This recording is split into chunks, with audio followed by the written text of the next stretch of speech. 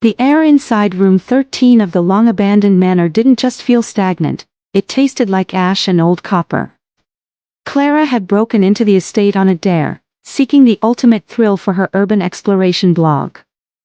The room was frozen in the late 1920s, a rotting vanity with a cracked mirror, a velvet chaise lounge leaking horsehair, and an ornate wardrobe made of blackened oak. She clicked on her high-powered flashlight, the brilliant white beam cutting through decades of floating dust.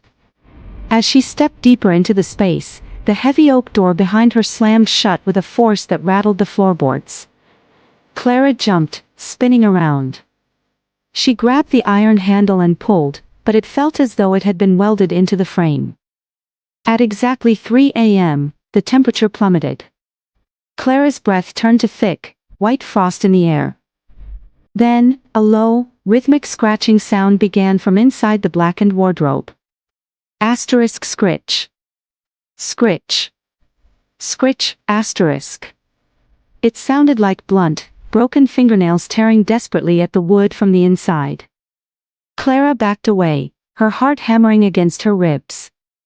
She raised her camera, the digital viewfinder flickering violently with green horizontal lines of static. "Who's in there?" she called out, her voice trembling.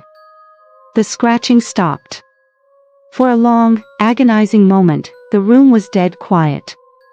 Then, the heavy doors of the wardrobe slowly creaked open on rusted hinges. The interior was pitch black, a void that seemed to swallow the light from her flashlight. But as Clara stared, a pair of bare, skeletal feet slid out onto the floorboards. They were pale, bruised, and elongated, the toes bending backward at impossible angles. The entity slowly dragged the rest of its body out of the wardrobe.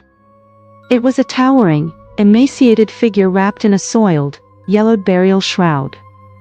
It had no face, the skin of its head was a smooth, featureless mass of scarred flesh, except for a massive, vertical slit that split open from its throat down its sternum. Inside the tear, rows of needle-like, blackened teeth dripped with a thick, tar-like fluid. Clara screamed, dropping her flashlight. It rolled across the floor, illuminating the room from a sharp, chaotic angle. The creature didn't walk. It launched itself forward in a series of horrific, hyper-accelerated jerks, its disjointed limbs popping loudly in the silence. Clara scrambled into the corner of the room, pressing her back against the rotting wallpaper, but the walls themselves felt alive, pulsing like a throat, trapping her in place as the darkness closed in.